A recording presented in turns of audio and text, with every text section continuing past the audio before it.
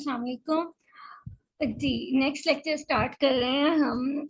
जो टॉपिक्स का जो आइलर 5 फंक्शन से हमने ऑनवर्ड किया था उससे नेक्स्ट लेक्चर है हमारा। तो इसमें पहले तो वो जो लास्ट टॉपिक हमारा चल रहा था उसको थोड़ा सा मैं कंटिन्यू करके ना थोड़ी सी ये डायग्राम को एक्सप्लेन कर देती हूँ और उसके बाद नेक्स्ट टॉपिक से स्टार्ट करते हैं। जैसे यहाँ पर n इज इक्वल टू 1 2 और 3 कॉन्फ़िगरेशन है, तो n इज इक्वल टू 1 के लिए हमारे पास ये है कि हर साइड पे एक एक पॉइंट हमने करना है। जैसे ये 1 पॉइंट ये है, सेकंड पॉइंट ये और थर्ड पॉइंट ये। जब n इज इक्वल टू 2 है तो हमने एक साइड पे दो पॉइंट्स, एक दो एक दो एक दो इसी तरह से। जब n इज इक्वल टू 3 है तो हमने हर साइड पे तीन तीन पॉइंट्स को लेना है। तो ये इस तरह से डायग्राम प्लॉट की गई है। नेक्स्ट है application of inclusion exclusion principal, जो है इसकी एप्लीकेशंस हैं। Many counting problems can be solved by using the inclusive and exclusive principle. For example, we can use this principle to find the number of prime less than a positive integer. इस principal को हम use कर रहे हैं बहुत सारी problems को solve करने के लिए। और इसके अलावा अगर हम एग्जांपल के तौर पे देखते हैं तो इस प्रिंसिपल को जो है ना वो यूज किया जा रहा है प्राइम नंबर्स फाइंड करने के लिए जो कि लेस देन होते हैं पॉजिटिव इंटीजर से। जितने भी लेस देन प्राइम नंबर्स हैं उसको फाइंड करने के लिए भी हम इस प्रिंसिपल को यूज करें। जैसे कि हमें कहा जाता है कि 25 से लेस जितने भी प्राइम नंबर्स है आप उनको फाइंड करें, वो हम इजीली फाइंड कर सकते हैं। हम काउंट करें कि ये प्राइम नंबर्स है, हम इजीली फाइंड कर सकते हैं। लेकिन अगर कोई बहुत बड़ा डिजिट है तो उसके लेस कितने प्राइम नंबर्स आ रहे हैं वो फाइंड करना थोड़ा सा ट्रिकी होगा। उसके लिए ये हमारे पास जो है ये प्रिंसिपल यूज होगा। Many problem can be solved by counting the number of to function from one finite set to other, or inclusive expression can be used to find the number of such function. कि बहुत सारे जो है वो हम count करके भी निकाल सकते हैं ऑन टू फंक्शन जो फाइनाइट सेट के होंगे, और कुछ जो है इंक्लूजन एक्सक्लूजन फंक्शन जो है हमारे पास जिनको फाइंड करना हमारे लिए इस मेथड से इजी हो जाएगा जो लेंथी होंगे। नेक्स्ट जो है हमारे पास डी अरेंजमेंट का हम जिक्र करेंगे इन्हीं टॉपिक से relevant. Here we discuss how this rule work and we will be able to design a proper formula to handle such that problem. और इस प्रॉब्लम को हैंडल करने के लिए जो हमारे पास प्रॉपर फॉर्मूला होगा हम उसको भी डिस्कस करेंगे। जी फॉर्मूले की तरफ चलते हैं। Actually it is an alternative form of inclusion exclusion principle. ये जो एक अल्टरनेटिव फॉर्म है। इन पर्टिकुलर दिस अगर पर्टिकुलर देखें, particular this form can be use to solve the problem. जो हमारे पास ये जो प्रॉब्लम सॉल्व करने के लिए जो फॉर्म यूज हो रही है, and that ask from the number for the number of the elements in a set, जो कि नंबर ऑफ एलिमेंट्स होंगे एक सेट में, that have none of N properties, जिनमें से एन प्रॉपर्टीज जो है वो नहीं है, P1 P2 so on Pn। let A be a non-empty set, जो A है वो एक non-empty set है। AI be the set of A जो कि कंटेन कर रहा है the property of PI। A जो है ना हमारे पास non-empty set है, और AI जो है ये हमारे पास सब सेट होगा A का जो कि कंटेन करेगा प्रॉपर्टी P1 को। अब यहाँ पर जो है ये प्रॉपर्टीज हैं हर नंबर के लिहाज से जिनके ऊपर जो इसमें होल्ड करती हैं, जो नहीं होल्ड करती हैं। The number of elements with all the properties is denoted by N. जो नंबर ऑफ एलिमेंट जो कि ये प्रॉपर्टीज होल्ड कर रहे हैं उनको हम डिनोट करते हैं N of P1 P2 P3 Pn। and the number of elements with none of these properties are denoted by, और वो number of elements जिनमें ये properties hold नहीं करती हैं उनके लिए हमारे पास होता है P1 prime P2 prime so on Pn prime। In the set language अगर हम सेट की लैंग्वेज में देखते हैं तो n of P1 P2 so on Pn is equal है A1 intersection A2 intersection so on An। और ये सारे जो है हमारे पास जो एलिमेंट्स जो कि इनमें से किसी में भी नहीं आ रहे हैं उनका intersection. And n is the set of the elements in A। जो n कैपिटल है वो हमारे पास सेट होगा, एलिमेंट्स होगा, एलिमेंट्स A के जो एलिमेंट्स हैं उनका सेट होगा। वी हैव अब हमारे पास n of P1 prime P2 prime so on Pn prime is equal है हमारे पास ये जिनमें ये प्रॉपर्टीज होल्ड नहीं करती n इज इक्वल है n minus 1 A1 union A2 so on up to An। अब पहले तो ये जिनमें प्रॉपर्टीज होल्ड करती हैं उसके लिए ये रूल है, जिसमें प्रॉपर्टीज होल्ड नहीं करती हैं उनके लिए हमारे पास रूल जो है n में से हमने वो जो A जो एलिमेंट जो है सब में आ रहे हैं यूनियन में कॉमन, हमने उन सबको n में से माइनस कर देना। Using the generalized form of inclusion exclusion principle, जो इसकी generalized form है वो हमारे पास क्या है A1 union A2 union so on An is equal है summation I is equal I जो है हमारे पास वो 1 से ग्रेटर और n से लेस और इक्वल की प्रॉपर्टी को होल्ड करते हैं। तो सबसे पहले सिंगलटन ए आई समीशन माइनस, फिर हमारे पास समीशन आई और जे जो होंगे वो लेस देन n और 1 से ग्रेटर, और दो टर्म्स के लिए। ये जो दो टर्म वाली है उनके साथ हमारा माइनस का सिंबल आ रहा है। जब तीन टर्म्स की बात है तो वो सम में आ रहे हैं। और उसके बाद देखें ये 2 3 जो है ये सम और इंटरसेक्शन के जो सिंबल्स आ रहे हैं ना, ये जो है ये किस तरह से अरेंज हो रहे हैं, ये -1 पावर n प्लस 1। जैसे कि टू टर्म्स है तो -1 पावर 2 + 1 3 हो जाएगा, तो ये माइनस आ जाएगा। तो ये 4 है, तो ये हमारे पास इस तरह से ऑनवर्ड ये सिंबल्स इस तरह से माइनस के आते जाएंगे हमारे पास। नेक्स्ट जो इक्वेशन नंबर 1 है हम उसको देखते हैं जी। इक्वेशन नंबर 1 जो है हमारे पास ये जो गिवन है, अब इसको फर्दर देखिए, इसके ऊपर ये जो टर्म थी हमने फर्दर इसको ओपन करके बताया कि इस तरह से ओपन हो रही है। अब यहाँ पर इस टर्म की जगह पे इसको जो ओपन किया हुआ था वो वैल्यूज को पुट कर दिया गया। तो ये जो हमारा फॉर्मूला है, अब ये इसको हम जब पी वाली फॉर्म में ले आते हैं, ये ए आई जो है ये एलिमेंट है P1 प्रॉपर्टी के। तो नंबर ऑफ P1 PI और नंबर ऑफ N जो होंगे PI और PJ, इसी तरह से ये। तो ये हमारा जो है जनरल फार्मूला बन गया। आपने ये जो सारा प्रूफ है इस पर इतना फोकस नहीं करना, आपने फार्मूला पे फोकस करना जो है हमारा फार्मूला। तो एग्जाम्पल नंबर 51 है, उसको हम सॉल्व करते हैं। एग्जाम्पल नंबर 51 को हम इस फॉर्मूले की मदद से सॉल्व करेंगे। How many integers solution does the equation, जो कि सॉल्व कर रहे होंगे इस इक्वेशन को, x1 + x2 + x3 = 11। here we have here, ये यहाँ से आयशा दोबारा से स्टार्ट करें। एग्जाम्पल नंबर 51 है, दोबारा से स्टार्ट करें। एग्जाम्पल नंबर 51 है, how many integers solution does the equation x1 + x2 + x3 = 11 have where x1 x2 and x3 are non-negative integers with the x1 less equal 3 and x2 less equal 4 and x3 less equal 6। तो हमारे पास जो positive integers है जिनका solution जो है वो does आ रहा है किस तरह से, इक्वेशन x1 + x2 + x3 जो है 11 से, और है वह हमारे पास यहाँ पर x1 x2 और x3 जो है वो नॉन नेगेटिव इंटीजर्स दिए गए हैं। x1 जो है वो लेस इक्वल है 3 से, और x2 जो है वो लेस इक्वल है 4 से, और x3 जो है वो लेस इक्वल है 6 से। इसके सोल्यूशन पे आते हैं। तो let the solution have the property, जो सोल्यूशन है उसकी प्रॉपर्टी P1 इफ x1 जो होगा वो ग्रेटर होगा 3, प्रॉपर्टी P2 जो अगर x जो वो ग्रेटर होगा 4 से, और प्रॉपर्टी P3 जो होगी वो x1 3 = जब ग्रेटर होगा 7 से। The number of required solution satisfied, जो नंबर ऑफ रिक्वायर्ड सोल्यूशन जो है ना हमारे पास, वो सेटिस्फाइड कब हो रहे हैं, जब x जो होगा वो लेस देन 3 है, x1 और x2 जब वो लेस देन 4 होगा, और x3 जो वो लेस देन 6 होगा। इस गिवन बाय, अब हम देखते हैं इसको, हमारे पास हमने बताने हैं कि नंबर ऑफ इंटीजर्स कितने आ रहे हैं इस सोल्यूशन को। तो np1 np2 और p3 तीनों प्राइम्स हैं। फॉर्मूला हमने ऊपर वाला यूज करना है, n माइनस सबसे पहले सिंगलटन्स की टर्म्स के साथ, मतलब -1 जो होगा, जो हमारे पास सिंपल एक टर्म आ रही है उसमें से जब उसको सॉल्व करेंगे तो माइनस टर्म्स, फिर हमारी डुअल के साथ प्लस टर्म और minus third term. Now integer solution जो हमारे पास होगा x1 + x2 so on up to xn = r is given by, ये जो हमारे पास इस टर्म को सॉल्व करने के लिए जो फॉर्मूला गिवन है वो ये है n + r - 1 over r। ये फॉर्मूला हमने क्वेश्चंस में यूज की, स्टिरलिंग से हमें मिल रहा था। स्टिरलिंग में जब हम कर रहे थे सॉल्व, स्टिरलिंग से रेलिवेंट जब हम सॉल्व कर रहे थे तब भी इसमें भी था, रामसे में भी था। Thus we have total number of solution. देखिए हम टोटल नंबर ऑफ सोल्यूशन किस तरह से निकाल रहे हैं। हमारे पास जो n है, टोटल नंबर हमारे पास कितने हैं, P1 P2 P3, तीन कंडीशन हमारे पास, तीन प्रॉपर्टीज है। और r जो है ये इन सब के सम के इक्वल आ रहा है। तो हमारे पास जो सबका सम हमें गिवन है स्टेटमेंट में वो 11 गिवन है, ठीक है। तो r और n की वैल्यूज को पुट करते हैं और हमारे पास जो टोटल नंबर आ जाएंगे वो देखते हैं।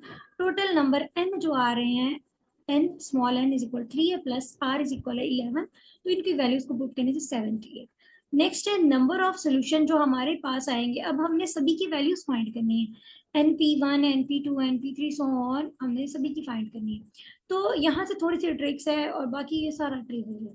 तो हमारे पास नंबर ऑफ सोल्यूशन जो बचेंगे विद द x1 जब ग्रेटर होगा 4 से, जी हमारे पास जो फॉर्मूला बन रहा है वो बन रहा है x1 x2 x3 = 11। हमारे पास x1 जो है ना वो ग्रेटर होना चाहिए 4 से। मतलब कि x1 जो है आपके पास वो नंबर जब 4 से ग्रेटर होगा तो वो नंबर हमारे पास क्या हो जाएगा, वो नंबर हमारे पास 4 से जितने भी ग्रेटर नंबर है हम उसको यूज करते हुए करेंगे। क्यों? क्योंकि हमारे पास जी NP1 उसके एडमिशन के लिए टोटल हमारे जो n है वो 3 है, P1 है, P2 और P3 है, या x1 ले लें, x2 और x3। अब यहाँ पर x1 जो है हमारे पास वो 4 है, तो x2 और x3 क्या होगा, 11 माइनस 4, तो ये इक्वल टू आ जाएगा आपके पास 7। तो ये हमारे पास r क्या आ गया, ये हमारा r जो है वो इन दोनों का सम आ गया है r इज इक्वल आ गया 7। तो बाकी आप इसको सॉल्व कर लेंगे। बाकी ये हम इसको इजीली सॉल्व करते हैं, 3 + 7 ये हमारे पास 10 - 1 9 c 7। तो हमारे पास जो कॉम्बिनेशन का फॉर्मूला है हम उसको यूज करते हैं, 9 फैक्टोरियल ओवर 7 फैक्टोरियल इंटू हमारे पास ये 2 फैक्टोरियल। तो ये 9 इंटू 8 इंटू 7 फैक्टोरियल जो है ये 7 फैक्टोरियल डिनोमिनेटर वाला कैंसिल हो जाएगा, 2 फैक्टोरियल 2 हमारे पास ये, तो 9 4 जार 36, तो इजीली आ जाएगा। इसी तरह से number of solution with x जो कि ग्रेटर इक्वल होगा, ग्रेटर देन होगा 5 से, तो NP2 उसके लिए जब हम फाइंड करेंगे तो हमारे पास सेम उसी तरह से x1 plus x2 plus x3 is equal है 11, और x2 जो है वो 5 होगा, तो x1 plus x3 11 minus 5 is equal है 6। तो ये हमारे पास r आ जाएगा इस तरह से 6। सेम इसी तरह से इसको भी सॉल्व कर लेंगे। इस तरह से नेक्स्ट है वो 7 है, तो हम यहाँ पर 7 को पुट करेंगे, तो ये जब हम 7 माइनस करेंगे तो यहाँ पे 4 आ जाएगा, तो ये हमारा 4 की टर्म आ गई।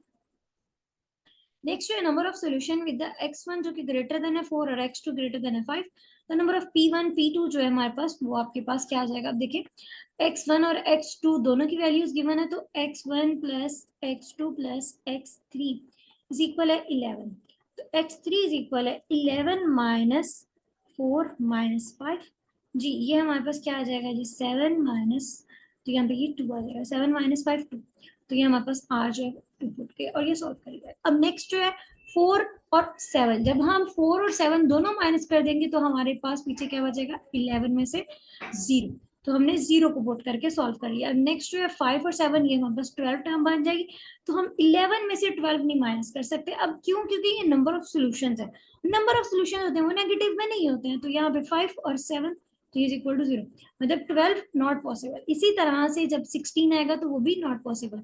Putting all the values in the above formula, जब हम ये सारी वैल्यूज को अबव फॉर्मूला में पुट करते हैं तो हमारे पास क्या आंसर आ रहा है, वो आंसर आ रहा है 6। नेक्स्ट जो है the sieve of Eratosthenes, the process is used to find the number of prime not greater than a positive integer n। हमने नंबर ऑफ प्राइम फाइंड करने हैं जो कि उस पॉजिटिव इंटीजर n से ग्रेटर ना होंगे। It has been decided already in this chapter discussed, ये हम ऑलरेडी इस चैप्टर में इनको डिस्कस कर चुके हैं यूज करते हुए इंक्लूसिव एक्सक्लूसिव प्रिंसिपल्स।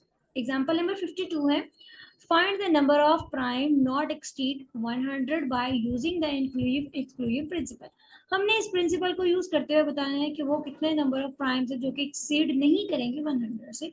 तो recall that a composite integer is a divisible by a prime not exceed its square root, कि कोई भी हमारे पास जो नंबर ऑफ कंपोजिट नंबर होता है जो उसका स्क्वायर रूट जब हम लेते हैं ना तो वो उसके प्राइम डिवाइजर से एक्सीड नहीं करता है। So to find the number of prime not exceed 100 must have the prime factor less than, तो 10 जो है वो जब हम उसका स्केयर ले लेते हैं तो 100 है, मतलब 100 का जो स्केयर रूट है ना वो 10 है, तो कोई भी ऐसा नंबर नहीं होगा जो कि इसका डिवाइजर होगा लेकिन वो इन नंबर्स को एक्सीड नहीं करेगा। अच्छा, the only prime less than 10 are, जो 10 से लेस प्राइम है वो कौन कौन से हैं, वो 2 5 3 5 और 7। जब भी आपके पास कोई भी नंबर दे दिया गया है हमने उसके करीब करीब जो स्क्वायर रूट वाला नंबर होगा ना वो ले लेना है।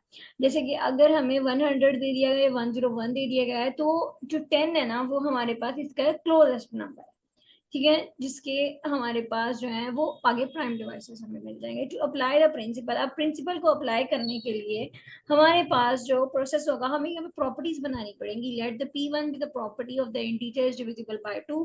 P1 प्रॉपर्टी वो नंबर है जो 2 से डिवाइड हो रहे हैं। P2 प्रॉपर्टी जो हमारे पास होगी, अब देखिए P2 जो प्रॉपर्टी है, यहाँ पे 2 लिखना है, गलती से 3 लिखा गया। P2 यहाँ पर जो है प्रॉपर्टी वो इस लिहाज से P2 की जगह P3 लिखा है क्योंकि वो डिविजिबल बाय 3 है।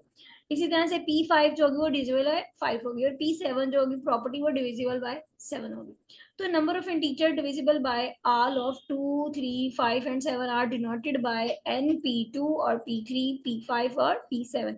जो नंबर ऑफ इंटीजर्स जो कि डिविजिबल बाय होंगे इन सब से उनको हम इस तरह से डिनोट करें। जो नंबर ऑफ इंटीजर जो कि डिविजिबल बाय नहीं होंगे उनको हम ये डैश से डिनोट करें। टोटल नंबर जो इंटीजर्स हैं फ्रॉम 2 और टू 100 इज डिनोटेड बाय, ये जो 2 और 100 के बिटवीन है वो हमारे पास n99 है, बिकॉज 1 इज नॉट प्राइम, 1 जो है वो प्राइम नंबर नहीं है। As all these four integers जो है हमारे पास ये प्राइम है, so the LCM of any of them will be product of the under consideration elements. Thus we have, तो इनके जो होंगे वो अंडर कंसिडरेशन एलिमेंट्स होंगे। अब इन सभी पे फॉर्मूला की इम्प्लीमेंटेशन करते हैं।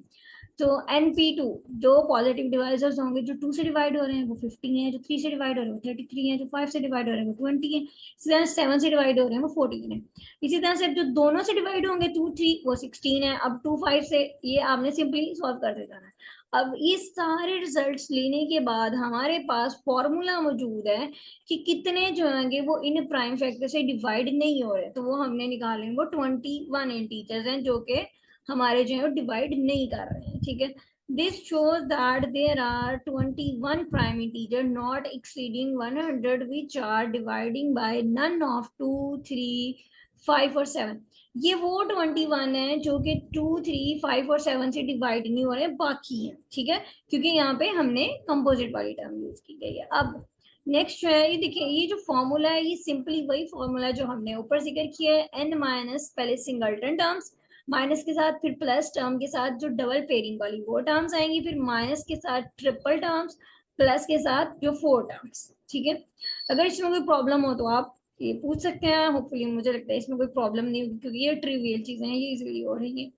और अब ये जो हमारे पास 21 है ये वो है जो 2, 3, 5 और 7 की डिवाइजर्स नहीं है, नन ऑफ, मतलब कि यहाँ पर 4 प्राइम डिवाइजर्स और हैं जो हमारे पास 4 हम 21 में ऐड करेंगे तो 100 के कितने प्राइम्स हैं वो 25 है। नेक्स्ट है the number of onto function, जो नंबर होंगे ऑन टू फंक्शन के लिए तो उनको रिकॉल करते हैं। ऑन टू फंक्शन की डेफिनेशन यहाँ पर, to recall a function f from any non-empty set A to a set B is called an onto if range of the function is equal to the set B। अगर जो range of the function है वो set B के equal है, जो prime of the principal होगा inclusion exclusion that can also be used to determine the number of onto function from a set with m elements to a set with n elements, जो कि form करेगा एक set को जिसके m elements होंगे या set को form करेगा जिसके n एलिमेंट्स होंगे।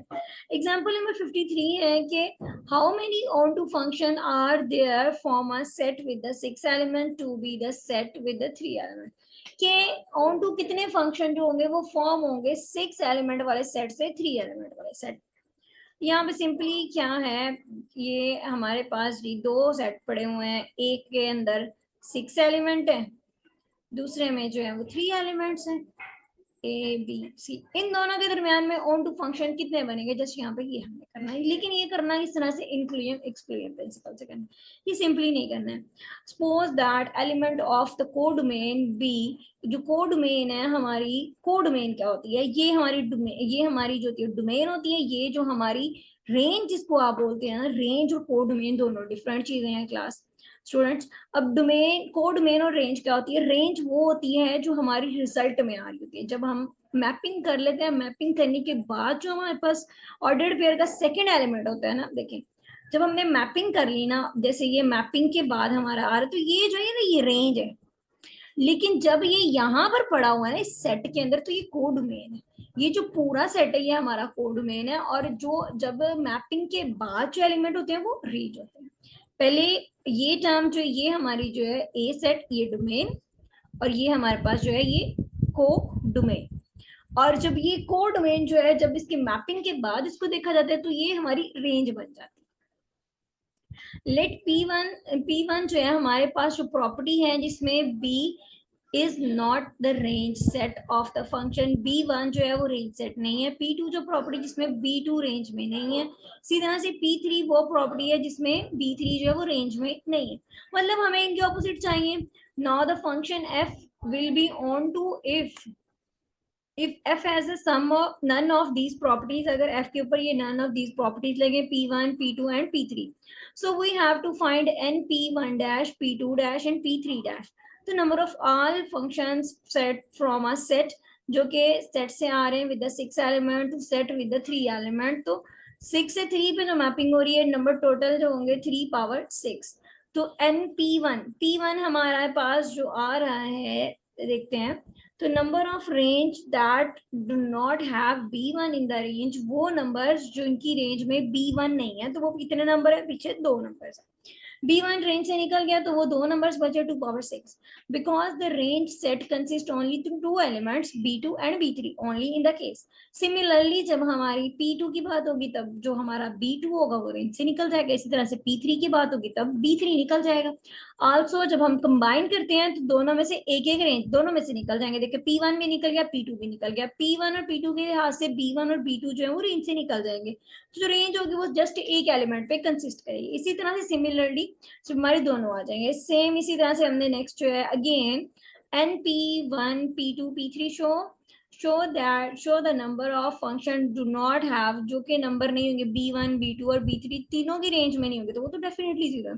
तो हमने फॉर्मूला को यूज किया, now using the formula of inclusion exclusion principal, तो np1 prime p2 prime p3 prime, और फॉर्मूला में हमने n सबसे पहले हमारा टोटल नंबर, फिर हमारी सिंगल टर्म के लिए माइनस, दोबारा दूसरे पॉइंट की सिंगल टर्म के लिए माइनस, थर्ड पॉइंट की single term plus combined term start हो जाती है, और एंड पे हमारी माइनस जो है तीनों टर्म्स। हमने सभी की वैल्यूज को पुट करके ये हमारे पास जो टोटल वो नंबर्स आ गई हैं, okay.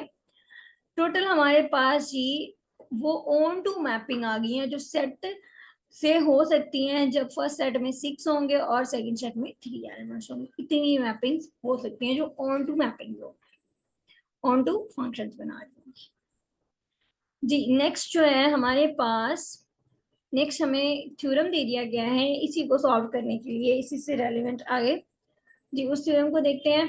Late m and n जो होंगे जैसे कि भी पॉजिटिव इंटीजर, अगर ये दोनों पॉजिटिव इंटीजर दे दिए गए विद, अब विद कंडीशन क्या है, m जो होगा वो ग्रेटर इक्वल होगा n से, then the number of onto function from a set with the m element to a set with the n element are given by, अगर इसी तरह से जैसे ऊपर में एग्जांपल सॉल्व किए, अब उस तरह से क्योंकि वो थोड़ा सा लेंथी प्रोसीजर चाह रहा है, अब हमें वो डायरेक्ट फॉर्मूला बना के बताएंगे जिससे वो प्रोसीजर शॉर्ट हो जाए। तो उसको सॉल्व करने के लिए हम क्या करेंगे, सबसे पहले n power m minus N C one और n minus one power n plus N C two n minus two power m minus, और ये जो टर्म है n सी थ्री और n minus three power m plus so on minus one power n minus one, या minus मतलब यहाँ पे ये जो टर्म है ये माइनस में नहीं आनी है, ये गलती से लग गया यहाँ पे जी, n माइनस वन और one power m, n minus one term जो है वो जब तक जीरो हो जाएगी हमारी। इसी फॉर्मूले को आगे नेक्स्ट हमने यूज करना है, यहाँ पे ये स्टर्लिंग की सेकंड काइंड को भी डिस्कस किया जा रहा है, ये हमने ऊपर कर ली थी। इसी फॉर्मूले को इम्प्लीमेंट करके सिंपली करते हैं। एग्जांपल नंबर 53 जो है जो हमने ऊपर किया उसी को हमने अगेन जो है वो फॉर्मूले से करना है। तो अब इसमें फॉर्मूले में हम वैल्यूज पुट करते जाएंगे। देखिए हमारे पास we have used the theorem in the simply way as m power n power m minus one C N C one और n minus one power n। अब हमारे पास देखिए n और m जो है वो 6 है, n इज इक्वल टू 3 है, तो 3 पावर 6 माइनस माइनस 3c1 और 3 minus one into power 6 plus 3c2, 3 minus two power 6 minus 3c3 और 3 माइनस वन 3 माइनस 3 पावर 6। तो ये इसको हम सॉल्व करेंगे। 3 पावर 6 अपने कैलकुलेटर से सिंपली सॉल्व करना है, 2 पावर 6 और ये आपके पास इसका आंसर आ जाएगा। ये जो है ये शॉर्ट मेथड है। ये देखिए अब मैथमेटिक्स में जो समझाने का रूल होता है ना वो इस तरह से होता है कि पहले आपको बता दिया जाता है कि ये जो है ना क्वेश्चन ये इस रेलेवेंट थ्योरम से हो सकता है। जब हम उससे सॉल्व करते हैं फिर हमें बताया जाता है कि नहीं ये थोड़ा लेंथी में हमारे पास फॉर्मूला है, लेंथी प्रोसीजर है, इसका एक शॉर्टकट वे भी हमारे पास मौजूद है, फिर हमें वो शॉर्टकट वे दिया जाता है उसको सॉल्व करने के लिए। नेक्स्ट एग्जाम्पल नंबर 54 है, how many ways are there to assign 5 different jobs to 4 different employees if every employee is assigned at least one job? कि हमारे पास नंबर ऑफ वेज जो है वो क्या है, सबसे पहले 5 डिफरेंट जॉब्स हैं और 4 डिफरेंट एम्प्लॉयज ने साइन करनी है, एन और एम। अब हमने बताना है कि कितने नंबर ऑफ हमारे पास नंबर ऑफ वेज बनेंगे कि एवरी जो है ना एम्प्लॉय, हर एक एम्प्लॉय ने एक जॉब तो है वो साइन कर दी है, तो कितने नंबर ऑफ वेज बनेंगे। We consider the assignment of job as a function from the set of 5 jobs to the set of 4 employees. An assignment where an employee get at least one job in is same as on to function from the set of the jobs to the set of the employees. Hence, using the theorem in a simple way with the m is equal to 5 and n is equal to 4 and using the formula, हम उसी formula को use करते हुए n और m की values को put करेंगे। n और m की वैल्यूज को पुट करने के बाद नंबर ऑफ रिक्वायर्ड वेज जो है वो हमारे पास ऑब्टेन हो जाएगा। सिंपली उन्हीं फॉर्मूला में हमको वैल्यू को पुट करना है और उसको सॉल्व करते जाना। नेक्स्ट है डीरेंजमेंट। डीरेंजमेंट के क्वेश्चन भी हमने किए हुए हैं, अब इसको जरा थोड़ा सा एक्सप्लेन कर देती हैं। The principle of inclusion exclusion will be used to count the permutation of n objects that leave no object in their original position. अब ये जो हमारे पास प्रिंसिपल ऑफ इंक्लूजन एक्सक्लूजन जो है वो हमारे पास काउंट करता है परमुटेशंस के लिए कि n ऑब्जेक्ट्स हैं जो कि लीव कर रहे हैं नो ऑब्जेक्ट्स को उन देयर ओरिजिनल पोजीशन। ये जो है ना इसमें हमारे पास वो ओरिजिनल पोजीशन पे चीज को नहीं पहुंचा रहे हैं। जैसे कि इसकी हमने जो एक्सरसाइज में क्वेश्चंस किए थे इसमें पोस्टमैन का जिक्र किया गया था, जो कि जो लेटर्स है ना वो डिलीवर नहीं कर रहा है। एक्सरसाइज में इस तरह का क्वेश्चन नेक्स्ट आएगा, उसको सॉल्व करना है।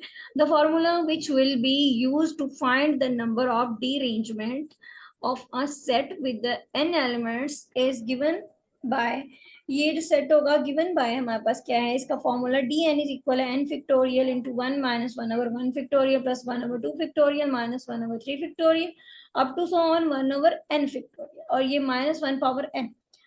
तो इसकी एग्जांपल हमें दे दी गई है, एग्जांपल जो है 55 जी, इसको सॉल्व करते हैं। A student has 4 bags with 1 book in each bag. एक स्टूडेंट के पास 4 बैग हैं और हर बैग में एक एक बुक है। He opened the bag, उसने बैग को खोला and get the books out, और उसने बुक्स को बाहर निकाला। अब यहाँ पे opened बैग है, उसने सारे बैग को खोला और सब में से बुक्स को बाहर निकाला। After some time, कुछ देर के बाद he put the books back into the bag. अब उसने बुक्स जो है वो बैग के अंदर वापस रखनी है। Find the number of ways that no book goes back to the its original bag from where it is taken out. कि हमने वो नंबर ऑफ वेज बताने हैं जिनसे हमें ये पता चल जाए कि जो बुक निकाली गई थी वो वापस हमने ओरिजिनल बैग में नहीं गई जहां से उसको निकाला गया। तो सोल्यूशन है as there are 4 bags with the 4 books, तो n इज इक्वल है 4। तो यूजिंग द फॉर्मूला dn को हम यूज करेंगे, इसमें n की वैल्यू को हम पुट करेंगे और इस फॉर्मूले को हमने सिंपली सॉल्व कर लेना। तो dn इज इक्वल है 4 factorial 1 1 minus 1 factorial plus 1 over 2 factorial minus 1 over 3 factorial plus 1 over 4 factorial. तो ये 1 minus 1 plus 1 over 2 minus 1 over 6 plus 1 over 24, जिसको सॉल्व किया 4 फैक्टोरियल। ये फैक्टोरियल वाली टर्म्स तो आप पहले से काफी टाइम से सॉल्व करते आ रहे होंगे। 4 फैक्टोरियल इज इक्वल होता है 4 इंटू 3 इंटू 2 इंटू 1। जी हमारे पास ये आ गया 9। जी नेक्स्ट लेक्चर में इंशाल्लाह इसकी एक्सरसाइज कवर करेंगे। अल्लाह हाफिज, अपना ख्याल रखिएगा, दुआओं में याद रखिएगा।